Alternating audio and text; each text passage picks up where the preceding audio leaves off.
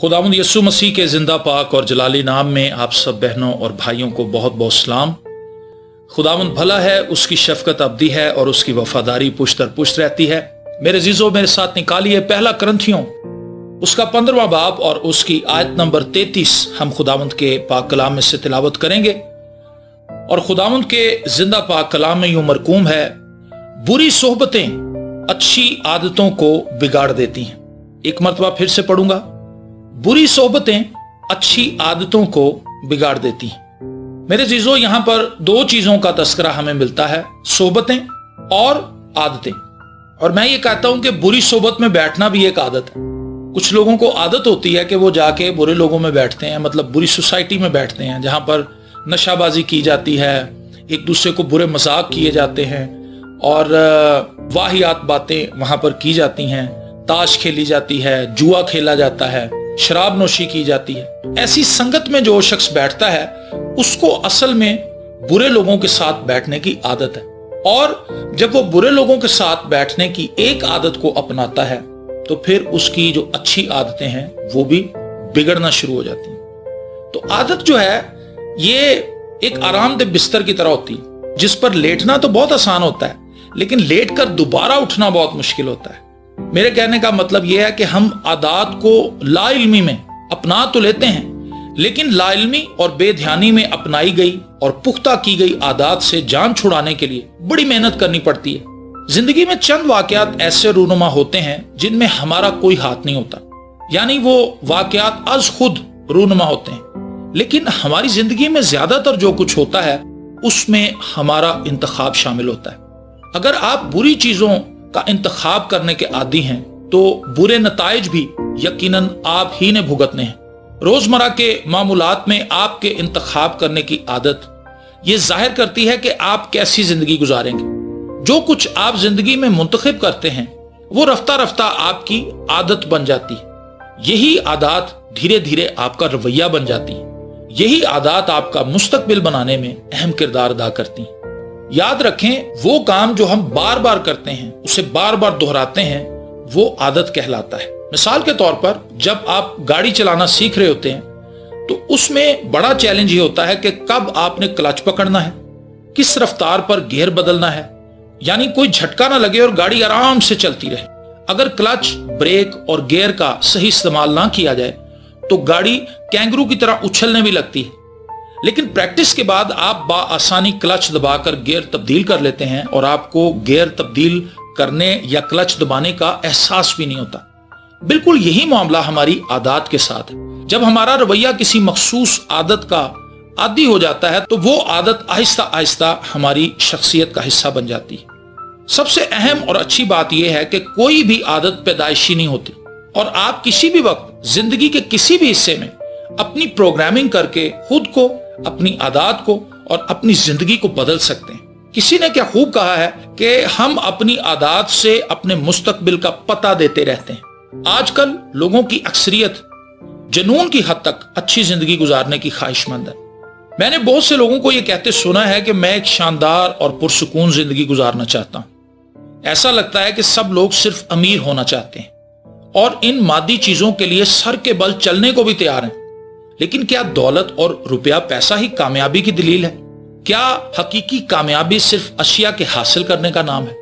मैं जाती तौर पर कामयाबी को हमेशा खुदा की नजर से देखने की कोशिश करता हूं और मेरी दानिश में हर इंसान के लिए जरूरी है कि वो खुदा के पाक कलाम के मुताबिक अपनी जिंदगी को मुरतब और तरतीब दे। मेरे जीजो, अगर हम लूका की मार्फत अंजीली बयान उसका 12वां बाब उसकी 16 से 21 आयात का मुतालिया करें तो हमें वहां पर एक शख्स का जिक्र मिलता है जो अपनी पैदावार से बहुत खुश हो रहा था। वो अपनी पैदावार को बड़े बड़े गोदामों में महफूज करके ऐशो इशरत की जिंदगी गुजारना चाहता था, लेकिन उसके लिए पैगाम क्या आया? पैगाम यह था कि आज ही तुझसे तेरी जान ले ली जाएगी। कहने का मतलब यह है कि कामयाबी की तारीफ हर इंसान के लिए मुख्तलिफ हो सकती है, लेकिन वो कामयाबी जो खुदा की नजर में भी कामयाबी हो, सबसे उत्तम और बालातर कामयाबी। जरा गौर कीजिए, एक शख्स पूरी दुनिया की दौलत कमा ले मगर वो अपनी जिंदगी को बचा ना पाए, यानी वो खुदा की मुहैया करदा नजात से गाफिल रह जाए, तो उससे बड़ा नाकाम शख्स और कौन होगा? خدا کی نظر میں قابل عزت شخص وہ ہے جو اس کے پاک کلام کے وضع کردہ قوانین کے مطابق زندگی گزارتا ہے۔ اس لیے ضروری ہے کہ ہم باقاعدگی سے پاک کلام کو پڑھنے کی عادت اپنائیں تاکہ ہم خدا کے زندہ اور جلالی کلام کو سمجھ اور سیکھ سکیں۔ ہمیں ہر روز دعا کرنے کی عادت کو اپنانا ہوگا تاکہ ہم ہر روز اپنے آسمانی باپ کے ساتھ ملاقات کر سکیں، اس کے حضور شکر گزاریاں اور مناجات رکھ سکیں۔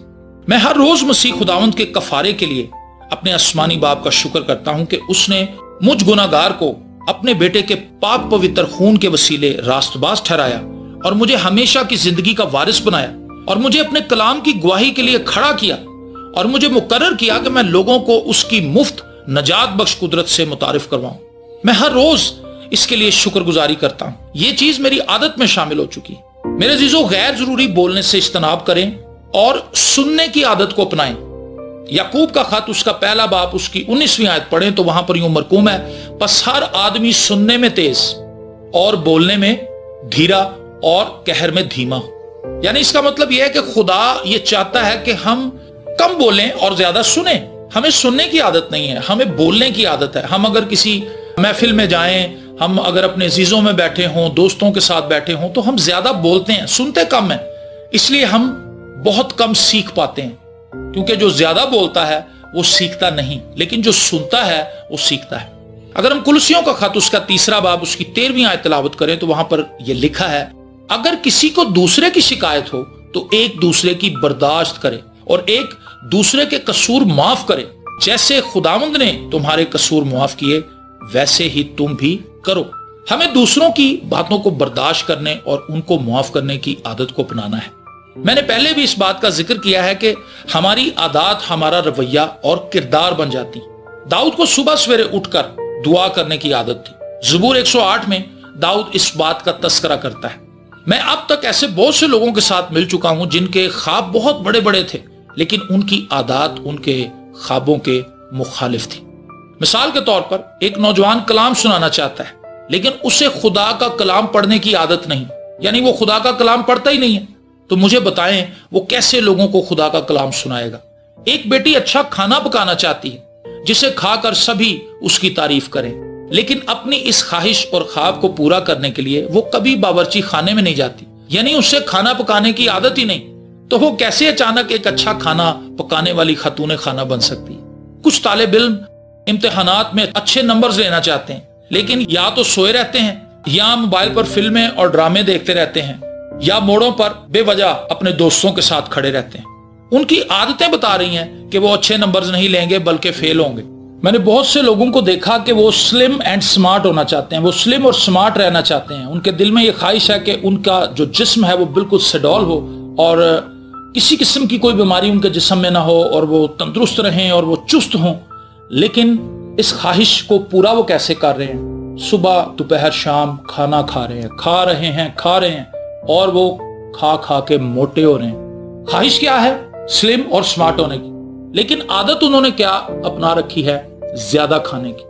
اس سے کیا ہوگا؟ وہ سمارٹ نہیں ہوں گے بلکہ موٹے ہوتے جائیں گے اور بہت سی بیماریوں کا شکار ہو جائیں گے۔ ہم میں سے زیادہ تر لوگ بری عادتوں کے غلام ہیں اور وہ لوگوں میں بیٹھ کر بڑی مایوسی سے اس بات کا اعلان کرتے ہیں کہ میں جانتا ہوں کہ میں غلط ہوں، لیکن کیا کروں، یہ میری عادت ہے۔ یاد رکھیں، اگر آپ خداوند میں ہیں، ہاللیلویہ، تو آپ اپنی عادتوں کے مالک ہوں گے اور خدا کے فضل کی بدولت آپ اپنے جسم اور خواہشات کو خدا کے کلام کے مطابق ڈھالتے ہوئے مسیح یسوع کی طرح بنتے چلے جائیں گے۔ خداوند کی تعریف ہو۔ امثال کی کتاب اس کا 10واں باب اس کی 4 آیت پڑھیں تو وہاں پر یوں مرقوم ہے، جو ڈھیلے ہاتھ سے کام کرتا ہے کنگال ہو جاتا ہے، لیکن محنتی کا ہاتھ دولت مند بنا دیتا ہے۔ محنت کی عادت کو اپنائیں، آپ خدا کے فضل سے دولت مند بھی بن جائیں گے اور یہی محنت کرنے کی عادت آپ کو گرد و نواح میں مشہور بھی کر دے گی۔ اور یہاں پر میں ایک اور بات ایڈ کرتا چلوں کہ جھوٹ بولنے والے کے لیے ہر جگہ ناکامی ہے، کیونکہ لوگ اس پر اعتبار کرنا چھوڑ دیتے ہیں۔ اس لیے ضروری ہے کہ ہم جھوٹ بولنے سے اجتناب کریں۔ کچھ لوگوں کو میں نے دیکھا کہ انہیں جھوٹ بولنے کی عادت پڑ جاتی ہے اور وہ بات بات پر، خواہ وہ اپنے گھر میں ہوں، خواہ وہ اسکول میں ہوں، خواہ وہ کالج میں ہوں، خواہ وہ دفتر میں ہوں، خواہ وہ کسی جنرل سٹور پر سودا سلف لینے جائیں، وہ جھوٹ بولتے ہیں اور وہ یہ چیز عادتاً کر رہے ہوتے ہیں۔ उनके लिए झूठ बोलना मुश्किल नहीं होता, क्योंकि ये चीज उनके रवैये में रच बस जाती है, इसलिए वो बासानी झूठ बोल लेते हैं। और आखिर में फकत यही कहना चाहता हूं कि बाइबल मुकद्दस को पढ़िए, दिल से पढ़िए, शौक से पढ़िए। ये आपको बताएगी कि क्या करना है, क्या नहीं करना, क्या सोचना है, क्या नहीं सोचना, क्या खाना है, क्या नहीं खाना, क्या पीना है, क्या नहीं पीना, क्या कहना है, क्या नहीं कहना, क्या सुनना है, क्या नहीं सुनना, क्या देखना है, क्या नहीं देखना। यह खुदा का कलाम है। चूंकि ये खुदा का कलाम है, इसलिए इसमें बदल देने की तासीर मौजूद है। तो जब हम इसको पढ़ते हैं, दिल से पढ़ते हैं और इसको पढ़ने की आदत बना लेते हैं, इसको अपनी जिंदगी का हिस्सा बना लेते हैं, ये हमारे रवैये में शामिल हो जाती है। जब ये हमारी पर्सनैलिटी में शामिल हो जाता है कि हमने खुदा के कलाम को पढ़ना है, इससे रहनुमाई लेनी है, तो फिर ये हमें बदलना शुरू कर देता है, ये हमें तब्दील करना शुरू कर देता है। मैं आखिर में आपसे यही कहना चाहता हूं, मेरे अजीजों, अच्छी आदत को अपनाएं। और सबसे उत्तम बात यह है कि आप खुदावंद के पास आएं और खुदावंद से कहें कि खुदावंद, मेरी जिंदगी में बहुत सी ऐसी बातें हैं, बहुत सी ऐसी आदतें हैं जो मुझे नाकामी की तरफ धकेल रही हैं। जब हम खुदा के पास आ जाते हैं, हम तौबा करते हैं, हम अपनी जिंदगी खुदा को दे देते हैं, हम उसके कलाम के मुताबिक जिंदगी गुजारने का अहद कर लेते हैं और फिर खुदा से हर रोज फजल मांगते हैं। खुदा से फजल मांगिए, ये भी एक आदत है, इसको अपनाएं कि खुदावंद, मैं नहीं कर सकता, ये तू कर सकता है, मेरी मदद फरमा, मेरी मदद फरमा। और जब आप अपनी दुआओं में खुदा की मदद के तलबगार रहेंगे तो वो आपको गुनाहों पर भी गलबा देगा, क्योंकि उसने अपने बेटे मसीह यीशु को भेजा इसलिए था कि वो हमें गुनाहों पर गलबा बख्शे। उसने तो भेजा ही अपने बेटे को इसलिए था ताकि उसके खून बहाने के सबब से मेरी और आपकी गुनाहों से खुलासी हो जाए और हम एक नई जिंदगी में दाखिल हो जाएं। हम उस रवैये के साथ, उस सोच के साथ आगे बढ़ें जिस तरह से खुदा हमें आगे बढ़ते हुए देखना चाहता है। वो हमारा आसमानी बाप है। आप उसके पास आएं और उससे कहें, खुदावंद, मुझे बेहतरीन चीजों से भर दे। और फिर खुदा हमें अपने बेटे मसीह यीशु की सूरत पर ढालना शुरू कर देगा।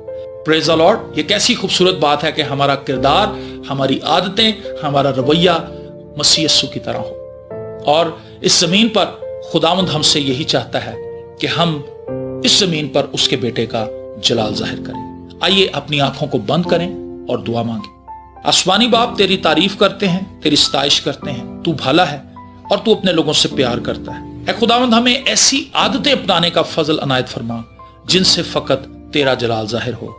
यीशु के जिंदा, कादिर, अब्दी और जलाली नाम के वसीले से, आमीन।